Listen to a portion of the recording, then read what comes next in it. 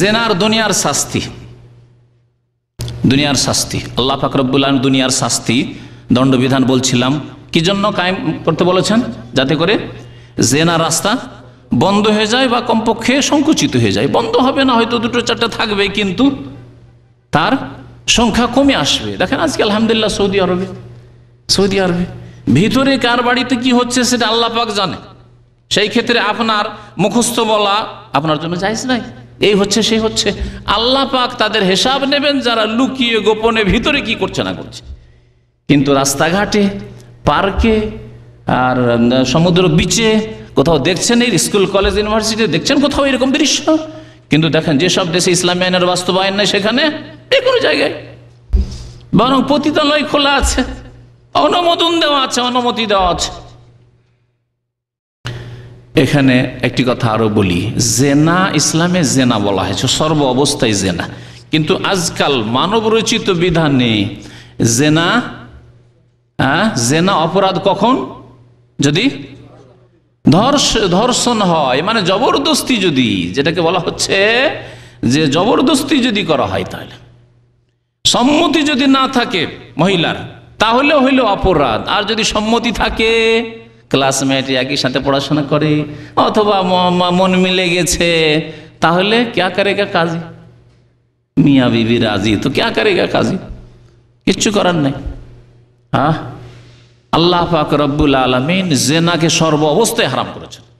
যেমন মিথ্যা সর্ব অবস্থায় হারাম, মিথ্যার মধ্যে সাদা মিথ্যা আর কালো মিথ্যা, হোয়াইট আর ব্ল্যাকের পার্থক্য নেই, ঠিকই তেমনি জেনা সমস্ত অবস্থায় অপরাধ। এই নয় যে মানব রচিত বিধান আজকে মানুষ মাথায় করে নিয়েছে, আর মুসলিম সমাজ কি করে মানব রচিত বিধানকে কবুল করে নিয়েছে যে জেনা তারপরে কোনো অপরাধ নয় যদি সম্মতি থাকে।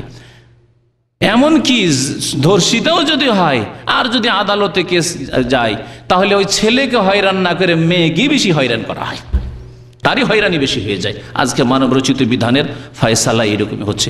আল্লাহ পাক রব্বুল আলামিন মুসলিম উম্মতকে মানব রচিত বিধান থেকে মুক্ত হয়ে কোরআনে কায়েমের বিধান কায়েম করার জন্য তৌফিক দান করেন। আল্লাহ পাক রব্বুল আলামিন যে দণ্ডবিধান দিয়েছেন তা হচ্ছে দুই প্রকার, কারণ মানুষ হচ্ছে দুই প্রকার, বিবাহিত, অবিবাহিত। বিবাহিত ব্যক্তি যার কাছে স্ত্রী আছে অথবা স্ত্রী নেই, মনে রাখবেন যে এই ক্ষেত্রে অনেকে মনে করে যে শুধু স্ত্রী যদি থাকে তাহলে তার শাস্তি হচ্ছে এরকম। ধরেন এমন লোক যে স্ত্রী কোনো এককালে ছিল, অর্থাৎ বিবাহ করেছিল, কিন্তু স্ত্রী মারা গেছে, বর্তমানে স্ত্রী নেই, অথবা স্ত্রীকে তালাক দিয়ে দিয়েছে, তালাক হয়ে বা স্ত্রী তালাক নিয়ে চলে গেছে, স্ত্রী নেই, তাকে কি বলবেন? বিবাহিত, কোনো এককালে বিবাহিত, মহসান বলা হয়েছে। মহসান অর্থাৎ যে বিবাহিত হয়েছে, কোনো কালে বিবাহিত হয়েছে, এখন তার স্ত্রী থাক আর নাই থাক তাদের হুকুম এক। অর্থাৎ আল্লাহ পাক রব্বুল আলামিন যে এই রিজিক রেখেছেন, সেই রিজিক কোনোদিন সে গ্রহণ করেছে, এই আসাদন গ্রহণ করেছে, স্বাদ চেখেছে, তাদের জন্য এক রকমের শাস্তি। আর যারা ওই দুনিয়ার ফিল্ডের নামেনি, অর্থাৎ বিবাহিত নয়, বিবাহ কোনোদিন হয়নি, তাদের জন্য আল্লাহ পাক রব্বুল আলামিন আলাদা শাস্তি দিয়েছেন, শাস্তি নির্ধারিত করেছেন। শাস্তি কি? সূরা নূরে আল্লাহ পাক রব্বুল আলামিন দ্বিতীয় আয়াতে ইরশাদ করেছেন, আয-যানিয়াতু ওয়াজ-যানি ফাজলিদু কুল্লা ওয়াহিদিম মিনহুমা মিআতা জালদা।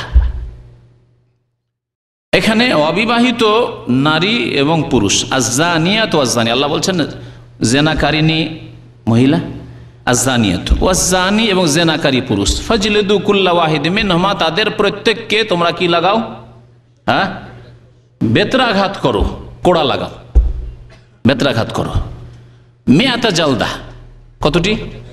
100 কোড়া লাগাও, 100টি বেত্রাঘাত করো।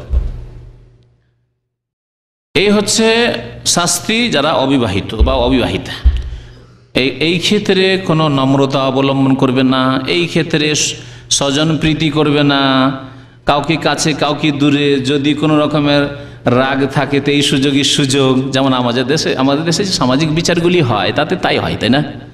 সামাজিক বিচার যেগুলোকে সালিস বলেন আপনারা, সালিস মানে তৃতীয় পক্ষ, সালিস আরবি শব্দ, কিন্তু এই সালিসে অধিকাংশ সালিসে জুলম হয়। যদি পক্ষের লোক হয় তাহলে 7 খুন মাপ। কেমন করে এদেরকে মাপ করাইতে হবে তার বুদ্ধি আছে ওই মাতাব্বরদের, নেতাদের। আর যদি বিপক্ষের লোক হয়, বিরোধী অথবা কোনো কালের শত্রুতা ছিল, বিদ্বেষ ছিল, তাহলে এই সুযোগের সুযোগ ভালো করে একেবারে পিষে দেবে, এই জুলমের জবাব দিতে হবে। এই হচ্ছে মানব রচিত বিধান। মানব রচিত বিধান মানে শুধু আদালত ভাববেন না, এই বড় বড় চিন্তাটা ভাববেন না। গ্রামে গ্রামে সালিস হচ্ছে মানব রচিত বিধান দিয়ে, যেখানে যেমন ইচ্ছা বিচার করে দেওয়া হলো, যেখানে যেমন ইচ্ছা সালিসে ফয়সালা দিয়ে দেওয়া হলো, কোরআন হাদিস দেখার প্রয়োজন করে না। মানব রচিত বিধান। আল্লাহ ওমাল্লাম ইয়াহকুম বিমা আনজালাল্লাহ ফাউলাইকা হুমুল কাফিরুন ফাসিকুন জালিম, তিনটি আয়াত মর্মে রয়েছে। কেউ কাফের হবে, কেউ জালেম হবে, কেউ ফাসিক হবে, সর্বনিম্ন ফাসিক জালেম হবে। এরাই সমাজের যারা সালিস করে অধিকাংশই জালেম হয়, অধিকাংশই ফাসিক হয় এরা। আর যদি আল্লাহর বিধানকে অস্বীকার করে অথবা মনে করে যে আমরা সালিস, আমাদের এই অধিকার আছে বিচার করার, এই বিচার করার অধিকার আছে, আবার কোরআন হাদিস দেখার কি প্রয়োজন? হুজুর, শেখ আপনাদের কি দরকার, মৌলানা সাহেব আপনাদের কি দরকার, আপনারা আপন জায়গায় থাকেন, আমরা এগুলো বিচার করবো, আমরা দেখে নেব, তাহলে কাফিরুনও হয়ে যাবে। মনে রাখবেন, আল্লাহ পাক রব্বুল আলামিন 100টি বেত্রাঘাত করতে বলেছেন। আল্লাহ বলছেন ওয়ালা তাখুযকুম বিহিমা রাফা, এই ক্ষেত্রে নম্রতা অবলম্বন করবে না, মারতে গিয়ে হালকা মার দিয়ে কোনো রকম ছেড়ে দাও। 10টি বেতকে শুনেছেন কি না, 10টি বেতকে একসাথে বেঁধে নিয়ে রশি দিয়ে ঠেকিয়ে নিল, শুধু স্পর্শ করিয়ে নিল, হয়ে গেল। ওয়ালা তাখুযকুম বিহিমা রাফাতুন ফি দীনিল্লাহ, আল্লাহর দ্বীন বলা হয়েছে। তাহলে জেনার শাস্তি দেওয়াকে কি বলা হয়েছে? আল্লাহর দ্বীন, আল্লাহর দ্বীন। ইন কুনতুম তুমিনুনা বিল্লাহি ওয়াল ইয়াউমিল আখির, যদি তোমাদের আল্লাহর প্রতি ঈমান থাকে, বিশ্বাস থাকে এবং পরকালে বিশ্বাস থাকে, তাহলে এই ক্ষেত্রে কোনো নম্রতা অবলম্বন করবে না। এর নাম হচ্ছে দ্বীন। দ্বীন এইভাবে প্রতিষ্ঠা করতে হবে। আল্লাহ পাক রব্বুল যাদের হাতে ক্ষমতা দিয়েছেন তাদেরকে যেন তার তৌফিক দান করে।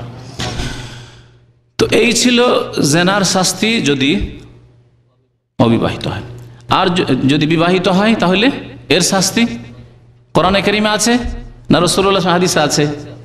কোরআনে কারিমের যে আয়াত ছিল, আপনার অবগতির জন্য বলি, কিন্তু কোরআনে কারিমের আয়াতকে আল্লাহ পাক আয়াতটিকে, আয়াতের শব্দ বাক্যকে আল্লাহ রহিত করেছেন, হুকুম বিধান মওজুদ আছে।